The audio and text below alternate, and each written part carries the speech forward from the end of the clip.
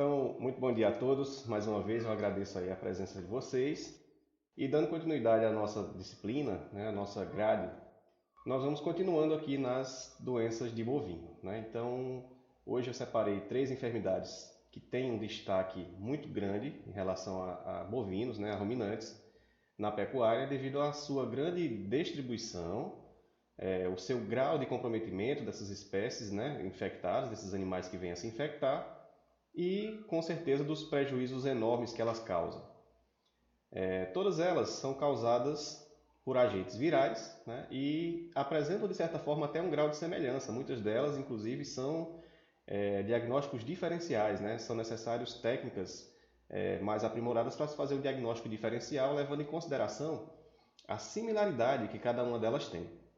Tá? Então, nós vamos começar a falar sobre uma doença, a primeira delas, que é a rinotraqueite infecciosa bovina, ou como ela é comumente conhecida, né, a IBR, né, seria a sigla inglesa para rinotraqueite infecciosa. Então, como nós falamos no início, né, a rinotraqueite ela é causada por um vírus e, por sua vez, é causada por um herpes vírus. Né? Então, por aí, nós já começamos a imaginar mais ou menos os mecanismos de atuação dessa virose, desse vírus. E o herpes vírus que causa essa infecção, ele é o herpes vírus bovino tipo 1, ou como ele é comumente conhecido também, BHV1, né? Seria a sigla correspondente a esse vírus. E a rinotraqueite, na verdade, ela é uma doença multissistêmica, porque ela está associada a várias manifestações clínicas diferentes, dependendo de onde o vírus ele tenha o seu sítio de ligação. Tá? Então, pode causar aborto, né? Qualquer forma dessas infecções, nas mais diversas síndromes que venham a aparecer, o aborto pode acontecer em qualquer uma delas. Pode também ser conhecido como vulvovaginite pustular infecciosas, porque existe uma característica muito marcante de lesões que acontecem a nível de trato reprodutivo, né, na vulva, assim como também no pênis dos touros. Tá? Então, tem toda uma característica. Balão post-it, né, como a gente falou, no caso de machos. Conjuntivite também pode acontecer. E doença sistêmica do recém-nascido, que também é uma causa muito comum de morte neonatal. Tá? Então, todas essas manifestações elas são causadas pelo herpes vírus bovino tipo 1. Tá? E se a gente se recordar, se a gente pensar um pouco sobre outras herpes viroses que nós já temos estudado nas nossas disciplinas, nós vamos lembrar de algumas características importantes dos herpes vírus que facilita a compreensão dessa enfermidade. Todos lembram, né, que nós, quando falamos em outras herpes viroses, nós sempre falamos no mecanismo de atuação, e uma das características importantes dos herpes vírus que é a capacidade de se tornarem latentes no hospedeiro uma vez infectado. Então, eles têm um certo tropismo pelo tecido nervoso. Né? Então, uma vez que o vírus ele adentra no organismo do hospedeiro, vai acontecer uma replicação, o vírus vai acabar chegando ao sistema, às terminações nervosas daquele local, vai fazendo um movimento saltatório nesses neurônios, chegando até os gânglios da base e ficando dessa forma latentes por um período incerto. Né? É desconhecido o fator que faz com que esses vírus eles acordem, entre aspas, né? E voltem a causar lesões. Então a gente vai falar um pouco sobre isso um pouco mais adiante.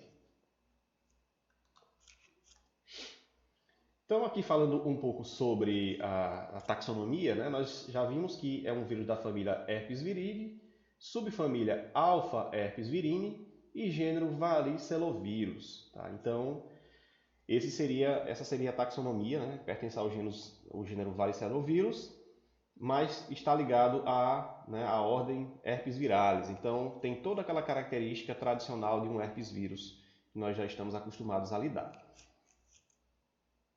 Mais uma vez, aqui nós temos um dendrograma, né, mostrando as interconexões e as semelhanças taxonômicas dos mais diferentes herpes vírus. Então, se você observar aqui, nós temos logo acima Alpha herpes virinae, E dentro dessa família, né, dessa família, nós temos o varicelovírus, e aqui está o BOHV1 ou BHV1, como algumas literaturas vocês vão encontrar, né, sem a presença do O.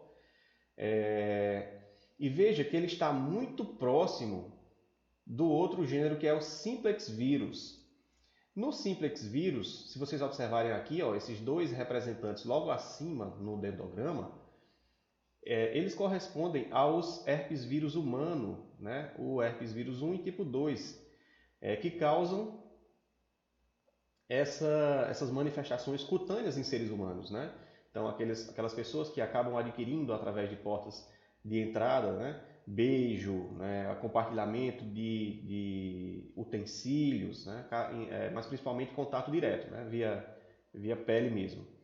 Então, uma pessoa infectada que tem aquela lesão na boca vai acabar passando o vírus, né? Para o susceptível, para o indivíduo susceptível. E o herpes simples ele faz a mesma coisa que o bovino tipo 1.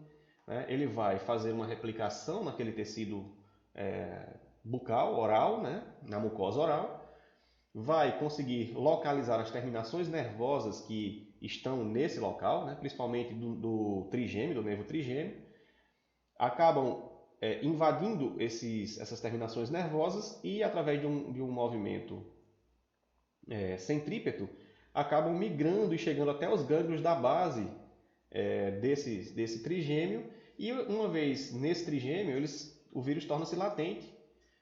Quando esse indivíduo ele tem um período de imunossupressão, o vírus faz o caminho inverso, volta pelos neurônios e acaba, mais uma vez, causando lesões graças à sua replicação naquele local onde ele invadiu.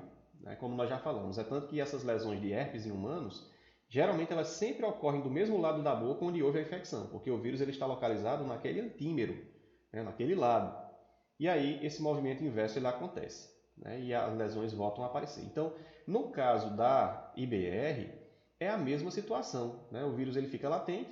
Quando esse animal ele passa por uma situação de estresse, de imunossupressão, as lesões voltam a ocorrer. Então, dessa forma, né, o indivíduo ele torna-se um infectado persistentemente.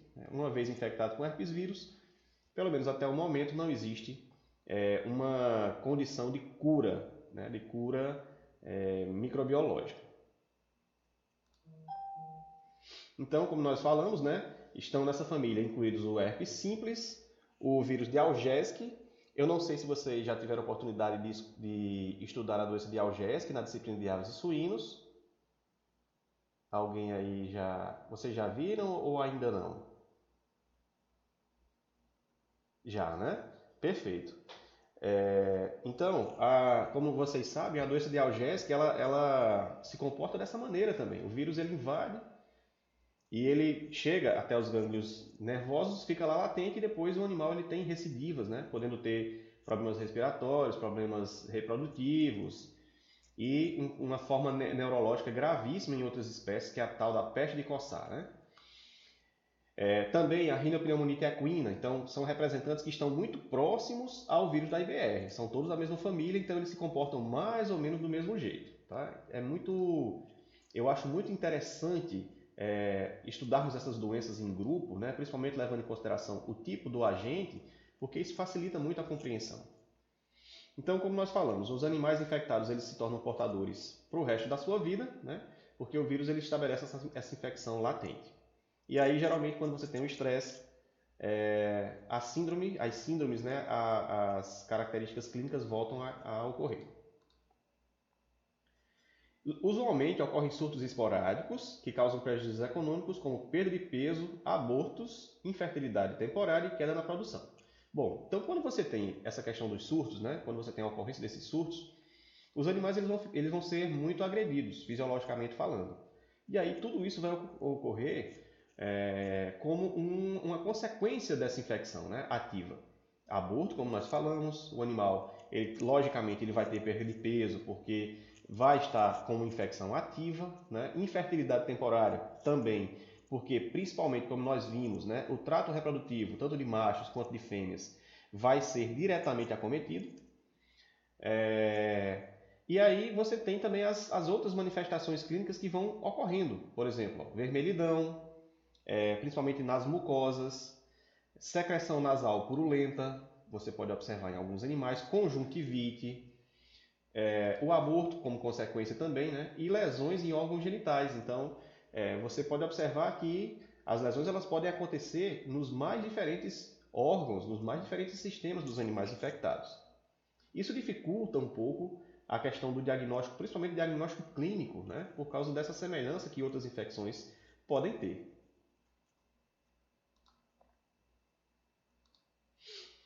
Uma coisa que nós temos que levar em consideração é que essa doença ela é uma doença de notificação obrigatória. Então, é uma doença que impõe, assim como todas as outras doenças de notificação obrigatória, ela impõe uma série de restrições para países que são endêmicos, né, justamente por causa do risco de transmissão, de importação também do patógeno. Então, diante de uma suspeita, né, é importante que nós sempre tenhamos em mente e sempre façamos a notificação ao sistema de defesa para que esses surtos eles sejam investigados e ver se realmente se trata dessas doenças. Então, nós sabemos que essa questão da notificação obrigatória diz respeito à importância que essa doença tem e o impacto que ela causa. Né? Veja só, existem restrições em relação à importação dos animais, né, que podem ser portadores assintomáticos. Pode ser aquele animal que se infectou, está com o vírus latente e não esboçar nenhuma característica, nenhuma sintomatologia clínica. Né? Então você pode estar levando esse animal positivo, né, que mais tarde vai funcionar como um disseminador, como uma fonte de infecção dentro de um outro plantel. Os embriões também, né, já que também são fontes de infecção, são carreadores do vírus, podem levar, assim como o sêmen de animais infectados. Tá? Então, é uma doença que causa um impacto também muito sério do ponto de vista econômico, né, por causa dessas características de endemicidade, de transmissão que podem ocorrer. As portas de entrada, elas são as mucosas, tanto do trato respiratório quanto do genital. Então é por ali que o vírus ele consegue adentrar, de um animal susceptível para um animal contactante. De um animal positivo para um animal susceptível. Então, através do coito, né, por exemplo, aerosóis que podem se formar também pelo trato respiratório. A própria inseminação artificial pode ser uma forma de inoculação, porque como nós vimos, o sêmen, né, ele pode carrear o vírus, né, que está também presente nesse conteúdo, nos embriões e também de forma vertical. Então, no parto, né, então, pode ocorrer essa contaminação via contato do feto com o canal, né, ou aleitamento. Então, são as mais diferentes formas, né, possíveis de transmissão desse vírus.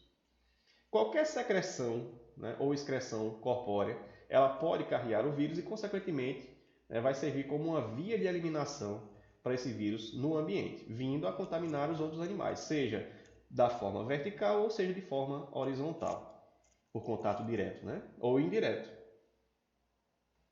Então, aqui existe uma representação esquemática de como seria o mecanismo de atuação desse herpes vírus, o mecanismo de replicação desse herpes vírus dentro do organismo. Então veja, nós temos em primeiro lugar, né, o vírus ele chega no hospedeiro, digamos que através dos próprios aerosóis. Né? Então, uma vez adentrando na mucosa nasal, vai haver uma interação entre glicoproteínas que estão na sua camada mais externa, que são as chamadas EHV, com receptores na célula hospedeira. Então vai haver essa agregação, e aí, por sua vez, quando existe essa interação entre a glicoproteína e o receptor, vai haver a fusão das membranas, no caso na membrana viral, né, com a membrana da célula hospedeira, e a liberação do núcleo capsídeo no citoplasma dessa célula hospedeira. Então, esse núcleo capsídeo ele vai adentrar ao núcleo celular. Então, o que a gente pode também lembrar aqui é que essa replicação ela é intranuclear e não intracitoplasmática, certo?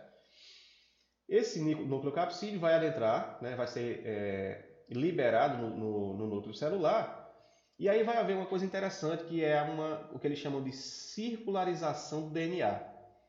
Então, essa partícula de DNA né, ela vai se tornar uma espécie de círculo mesmo, de anel. Né? Ela não vai agregar, como os retrovírus fazem, não vai agregar no genoma do hospedeiro. Tá? Ela vai ficar ali próxima, né, em formato de círculo, de anel. E aí começa a ocorrer a replicação desse DNA. Né? Ou então o vírus ele pode permanecer latente lá por um tempo. Mas geralmente vai acontecer essa replicação, né? A transcrição, então a partir desse DNA viral vai começar a transcrição dos RNAs mensageiros, né? Que vão deixar esse núcleo se ligar com aquelas organelas responsáveis pela síntese proteica no citoplasma celular, como por exemplo o complexo de Golgi, né? E a partir daí vai haver a tradução das proteínas virais, ou seja, esse RNA mensageiro vai utilizar a maquinaria da célula do hospedeiro para começar a síntese proteica das novas partículas, das novas proteínas que vão dar origem aos vírions, aos novos vírus que vão ser formados dentro dessa célula. Então, a partir daí, vai acontecer a formação de novos nucleocapsídeos, né, utilizando o retículo endoplasmático, complexo de Golgi das células hospedeiras, a síntese das proteínas, né, virais.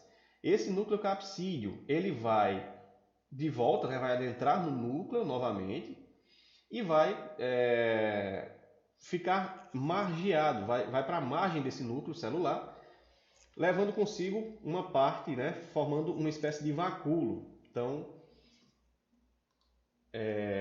vai se formar um vacúolo, né, dentro do citoplasma celular, e dentro desse vacúolo vai estar o vírion, né, ou seja, as partículas virais recém-formadas a partir de toda essa maquinaria. Né? Essas partículas virais elas vão chegando até a margem da célula, do citoplasma, ali abaixo da membrana, e vão ser então liberados no meio externo para que o processo ele se repita. Então, esses novos vírions eles vão entrar em novas células e vão dar origem ao processo novamente. Então, é um processo contínuo, né, de infecção. Então, de maneira geral, o vírus ele adentra no núcleo, utiliza a maquinaria celular para composição de novas partículas virais que vão deixar essa célula depois vindo a infectar outras células.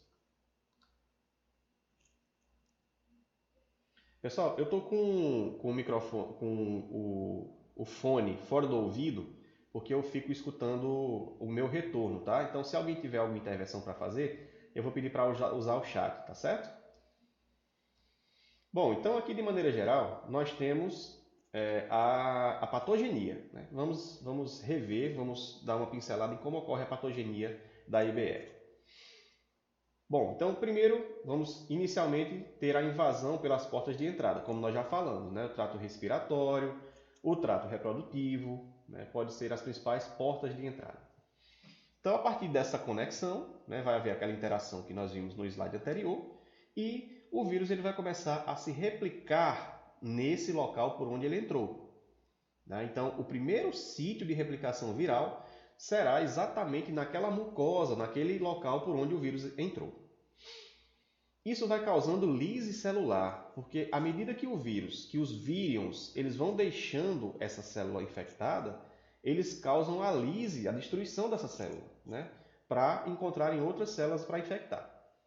Então, vai havendo essa lise, e é dessa lise inicial que vão surgir aquelas lesões que a gente consegue observar a olho nu. Né? É dali, por exemplo, onde acontece aquela afta na boca do ser humano infectado com herpes. Né? Essa replicação viral que acontece ali naquelas células por onde houve a entrada. Então, à medida que vai acontecendo essa replicação e essa lise celular, os vírions eles vão ocasionando viremia. Então, vão caindo na corrente sanguínea, nas vias linfáticas também, vão pegando carona em fagócitos, né, macrófagos, vão em linfócitos também, e vão se disseminar a partir daí para outros locais do organismo. Né? Então, inicialmente, né, o que acontece? Vai acontecer também a infecção do sistema nervoso periférico, como a gente viu. Né? Então, próximo, com certeza, né, nas áreas circunvizinhas ou um pouco mais abaixo do subcutâneo, desse local onde houve a entrada, vão existir terminações nervosas. E esse vírus eles vão encontrar essas células, essas terminações nervosas, infectando essas células nervosas. E como a gente falou, né, através de um movimento centrípeto, vai havendo esse salto de um neurônio para outro até chegar nos gânglios regionais. Então, a partir daí, esse vírus chegando nos gânglios regionais, poderá ocorrer a latência nesses gânglios, certo? Mas, ao mesmo tempo, a gente não pode esquecer que essa viremia também está acontecendo. Então, além do vírus invadir o sistema nervoso, ele vai estar também se disseminando para outros locais do organismo, chegando, por exemplo, ao trato genital, se a entrada não foi por lá, né? Se a entrada foi por via respiratória, por exemplo. Né? Então, se essa entrada foi pelo trato genital, geralmente essa latência vai ser nos gânglios sacrais, que estão ali naquela região. Se for por via oral, por via nasal, muito possivelmente vai ser nos gânglios do trigêmeo ou dos outros nervos cranianos que estão aqui na face. Tá? Então isso vai depender muito da porta de entrada.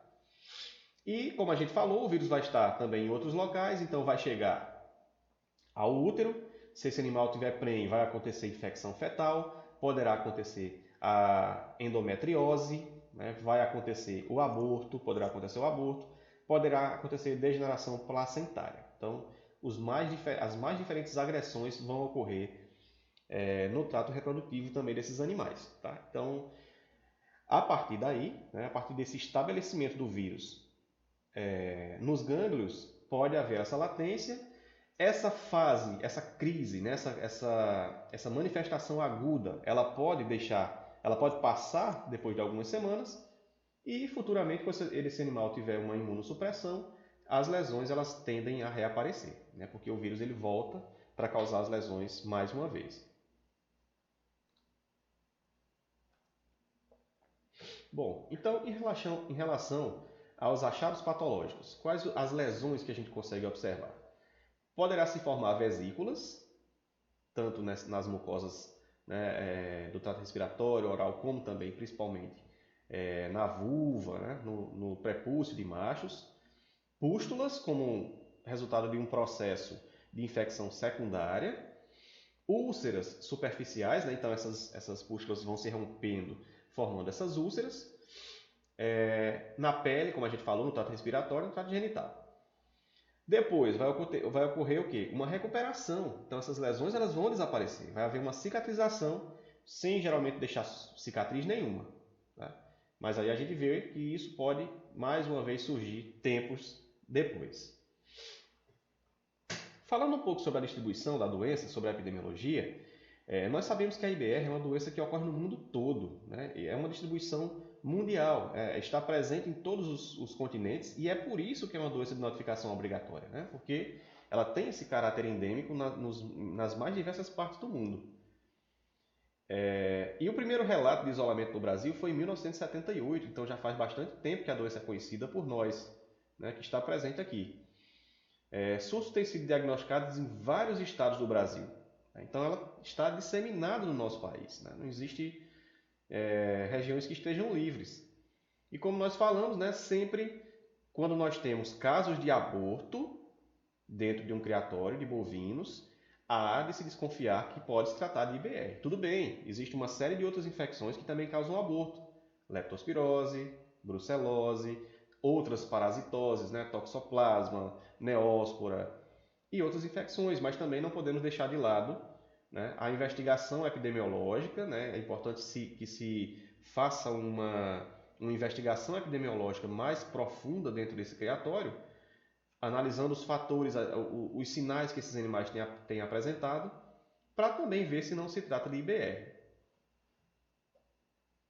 Aqui, esse mapa da OIE, né, ele mostra muito claramente a distribuição da doença. Então, se você observar, né, nós temos a doença presente na Europa, né, as Américas totalmente infestadas aqui, ó, a doença está presente praticamente em todas as Américas, né, e assim por diante. Infelizmente o mapa está incompleto, né, porque as informações demoram a ser alimentadas no sistema.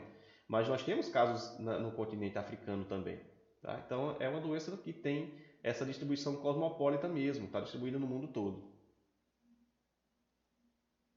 Bom, nós sabemos que existe uma diversidade de sinais clínicos muito grande, não é? Então, começando por sinais clínicos mais de ordem respiratória, o que é que nós vamos ter? Então, os animais vão ter esse exudato respiratório, que muitas vezes é um exudato purulento, né? Os animais eles vão ter uma salivação muito intensa, também por causa dessas lesões, dessas aftas, dessas úlceras que poderão acontecer no trato respiratório ou na mucosa oral. Pode haver a presença de tosse, né, também por causa desse comprometimento respiratório, uma certa dificuldade respiratória por causa da infecção ativa nesse trato respiratório e, logicamente, que sempre nós vamos ter, em situações de viremia, nós sempre vamos ter a presença de febre, né, porque é uma reação natural para a invasão que acabou de acontecer ou para a infecção que está ativa, né? Então, uma das características se trata desse corrimento nasal purulento. A gente pode até lembrar um pouco da rinotraqueite felina, onde os animais eles também têm essa característica, né, desse exudato purulento na mucosa nasal. Outra forma, outra síndrome que pode acontecer diz respeito à conjuntivite. Então, esses animais eles podem ter essa conjuntivite catarro-purulenta. Se você observar esse animal na foto, né, ele tem um exudato extremamente denso, purulento, no globo ocular. Então, é uma outra situação que também pode ocorrer, né? Muitas vezes aparece como o único sinal clínico em rebanhos infectados. Tá? Então, você pode desconfiar de várias outras coisas aqui, inclusive infecção bacteriana, micoplasma, né? Moraxella bovis, também são outros organismos que podem causar conjuntivite. Manifesta-se por fotofobia, lacrimejamento seroso, podendo passar para muco purulento. Então o animal ele vai ter, logicamente, uma fotofobia, porque ele tem uma infecção ativa no globo ocular. Em geral, a córnea não é afetada, mas pode ocorrer ceratite, ulceração devido a infecções secundárias. Então, o grande problema aqui também é a situação de infecções secundárias, né?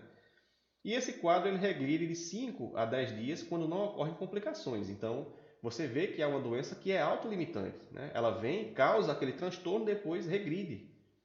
E volta a acontecer mais tarde se esse animal tiver uma imunossupressão. A forma genital, né, que é uma forma bastante conhecida e que talvez seja responsável pelos maiores prejuízos, né? Então, você vai ter lesões na mucosa da vulva, na vagina e no prepúcio e pênis dos machos. Essas lesões elas vão se caracterizar por hiperemia, aquele local, né, os órgãos vão ficar edemaciados, vão haver hemorragias puntiformes, né, distribuídas por dentro da mucosa. Quando você expõe a mucosa do animal, por exemplo, a vulva da fêmea, ou mesmo o prepúcio do macho, você vai ver que tem muitas petequias, né? Equimoses, né? Vão ser lesões de ordem hemorrágica nessa mucosa. Pústulas também vão ocorrer, né? Que podem coalescer e estar cobertas por um exudato purulento amarelado. Então, são infecções bem graves mesmo a nível de mucosas do trato reprodutivo. E aí essa micção frequente que os animais vão ter vai ser justamente por causa das lesões, por causa da infecção ativa nos órgãos genitais. Tá? Então vão fazer com que os animais eles urinem com uma frequência maior, né? Caracterizando uma infecção genital. Então aqui essas imagens elas representam muito bem o que a gente acabou de falar. Se você observar, existem pontos hemorrágicos distribuídos por toda a mucosa da vulva. Nessa imagem menor, um pouco acima, nós conseguimos observar, inclusive, placas, né? Além dessa vermelhidão, desses pontos hemorrágicos, nós conseguimos observar essas placas purulentas, né? Essas úlceras, essas pústulas que podem vir a romper. E nos machos, da mesma maneira, como nessa imagem abaixo, você vê um grau de comprometimento muito sério, né? Do prepúcio, do pênis do touro. Então, isso vai causar um impacto direto no potencial reprodutivo desses animais. E você imagine, né? Esse animal pode vir a sofrer com infecções recorrentes, né? Isso vem a desaparecer com algumas semanas, quando tratado, e depois volta a surgir. Então, é uma doença extremamente complexa, né? De você se deparar com ela. Nas fêmeas infectadas pode aparecer uma leve descarga vulvar. Então também você pode ter, da mesma forma que na mucosa nasal, aquele corrimento, aquele exudato purulento, você também pode ter a presença desse exudato através de descargas vulvar, né?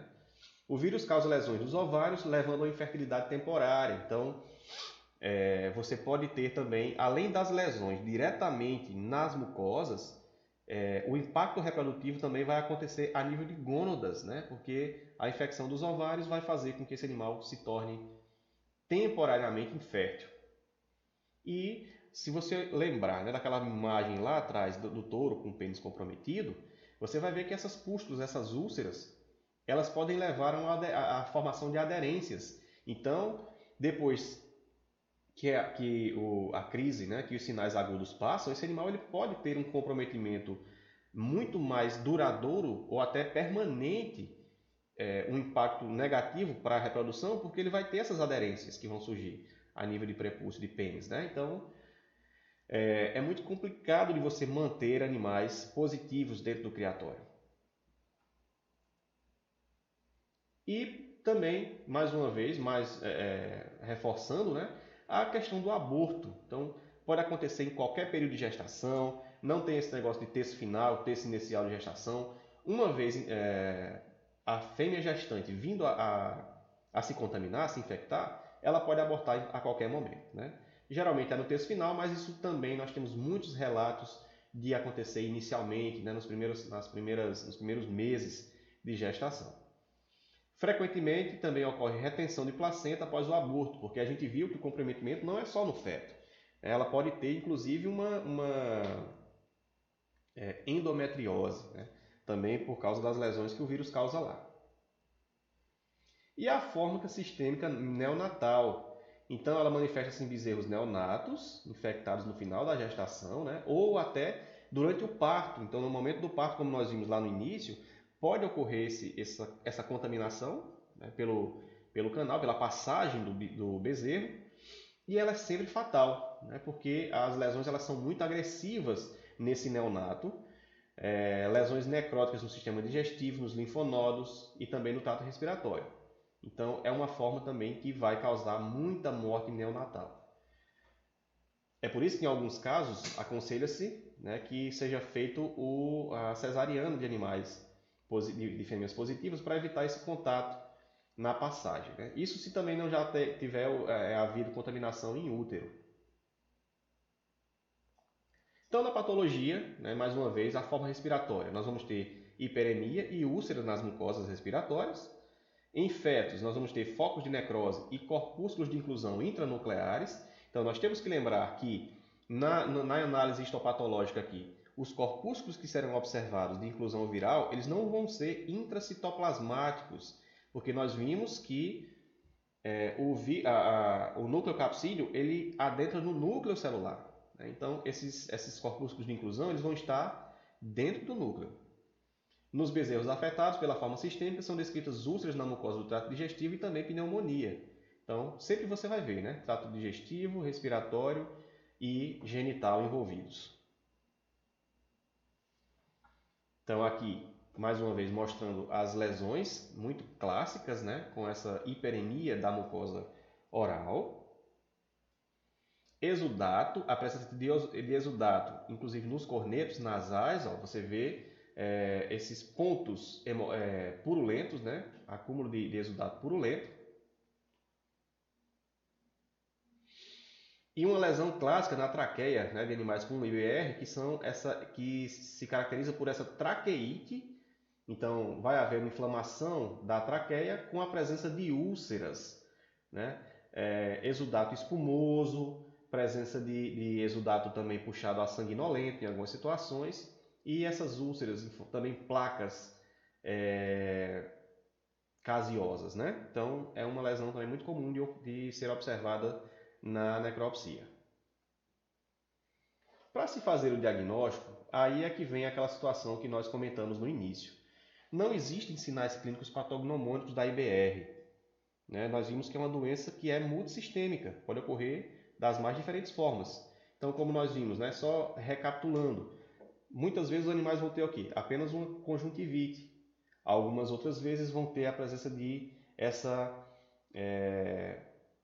rinite catarral, né? Essa presença de exudato catarral no trato respiratório, ou a presença de lesões no trato reprodutivo, né? Então, são multissinais. O diagnóstico ele vai ser consolidado, ele vai ser conseguido através de técnicas laboratoriais de apoio. Então, pode-se coletar essas lesões, esse conteúdo, né? E se tentar fazer um cultivo celular. Também as lesões, a histopatologia vai ser uma ferramenta importante, porque conforme a imagem, né, você vai observar os corpúsculos de inclusão intranucleares, né? A imunofluorescência vai facilitar, vai possibilitar a visualização também, tanto de anticorpos, como dependendo da imunofluorescência que você usa, né? Tanto das partículas virais quanto dos anticorpos impregnados. E, como nós sabemos, né, a técnica de PCR é uma técnica que apresenta uma sensibilidade e especificidade muito boa também para a IBR. Então, pode ser utilizada sem nenhum problema, né? Só tem a questão dos custos, né? Também do acesso, porque não se faz em qualquer lugar. Tá? Mas, de maneira geral, nós podemos ver que o diagnóstico, basicamente, ele é dado com apoio laboratorial. Imunistoquímica, né, também pode ser realizada, né, você pode fazer a imunistoquímica, pode ser coletar suaves, né, com exudato, você coleta aqueles com suaves estéreis, né, o exudato dessas lesões, depositam esses suaves após a coleta dentro de solução salina com antibiótico. O antibiótico aqui vai servir para inibir o crescimento bacteriano, porque nós sabemos que, além da infecção viral, né, as bactérias oportunistas elas sempre aproveitam para causar infecções secundárias nesse tecido, então vai estar repleto de bactérias ali.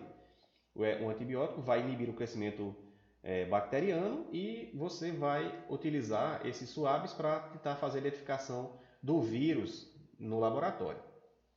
No caso de aborto, o que é que você pode remeter? Né? Placenta, porque a gente viu que é um conteúdo, é um tecido que está repleto de vírus. O feto, o próprio feto abortado, assim como o pulmão, fragmentos de pulmão, de fígado, rim, ou a bomase desse feto, se você não quiser mandar o feto todo. Né?